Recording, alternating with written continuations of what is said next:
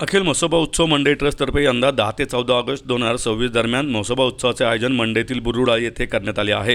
त्यामध्ये शिवनाथ नृत्य महोत्सव, वेबकॉन पुणे श्री 2026 ही जिल्हास्तरीय खुली शरीरसौष्ठव स्पर्धा, तब्बल 1100 दिव्यांचा भव्य दीपोत्सव, विद्यार्थ्यांसाठी शालेय साहित्य प्रदान, महिलांसाठी होम मिनिस्टर खेळ पैठणीचा अशा सामाजिक, सांस्कृतिक, क्रीडा व धार्मिक कार्यक्रमांचा समावेश आहे, अशी माहिती ट्रस्टचे विश्वस्त उपाध्यक्ष निवृत्ती जाधव यांनी पत्रकार परिषदेत दिली।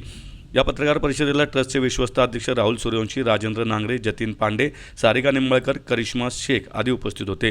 निवृत्ती जाधव म्हणाले, उत्सवाचा प्रारंभ सोमवार 10 ऑगस्ट रोजी होणार असून सकाळी धार्मिक कार्यक्रम व सायंकाळी 5 वाजता शिवनाथ नृत्य महोत्सवाचे आयोजन करण्यात आले आहे। यामध्ये पुण्यातील प्रख्यात कलाकार शास्त्रीय नृत्याची अभिजात कला सादर करणार आहेत। तसेच यावेळी नृत्य वैभव पुरस्कार प्रसिद्ध नृत्यांगना मानसी नाईक यांना प्रदान करण्यात येणार आहे। तर युवा नृत्य वैभव पुरस्कार कथकमध्ये मनीषा नृत्यालयाच्या वल्लरी आपटे, भरतनाट्यममध्ये स्वरदा नृत्य संस्थेच्या स्वरदा भावे, ओडिसी प्रकारात आकांक्षा ओडिसी नृत्यालयाच्या रसिका गुमास्ते, सत्रीय प्रकारात आदी स्कूल ऑफ डान्सच्या डॉक्टर देविका बोर ठाकूर आणि भरतनाट्यममध्ये नटरंग अकॅडमीच्या प्रणव कडेकर यांना प्रदान करण्यात येणार आहे। नमस्कार, मी निवृत्ती विजय जाधव, विश्वस्त उपाध्यक्ष अखिल म्हसोबा उत्सव मंडई ट्रस्ट पुणे। हे माझे सहकारी राहुल सदाशिव सूर्यवंशी ट्रस्टचे अध्यक्ष आहेत। सालाबादप्रमाणे साजरा होणाऱ्या आमच्या म्हसोबा उत्सवानिमित्त आम्ही 5 दिवसांमध्ये वेगवेगळ्या समाजोपयोगी उपक्रमांचं आयोजन केलेलं आहे।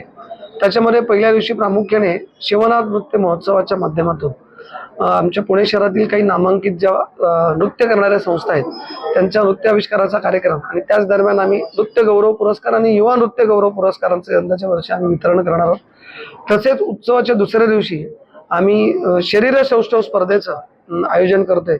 या शरीरसौष्ठव स्पर्धेच्या आयोजनाच्या मागचा हाच हेतू आहे की तरुण पिढीने जास्तीत जास्त प्रमाणामध्ये त्याला व्यायामाची गोडी लागावी आणि त्यांच्या ह्या व्यायामाच्या आवडीबरोबरच त्यांना छान रोग पारितोषिके मिळावी त्याच्या मागचा हा हेतू आहे।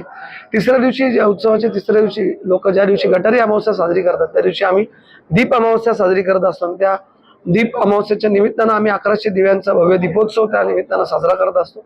उत्सवाच्या 4थ्या दिवशी आम्ही शहरातील गरजवंत विद्यार्थ्यांसाठी 1000 विद्यार्थ्यांना शैक्षणिक साहित्यांचं वितरण करणार आहोत।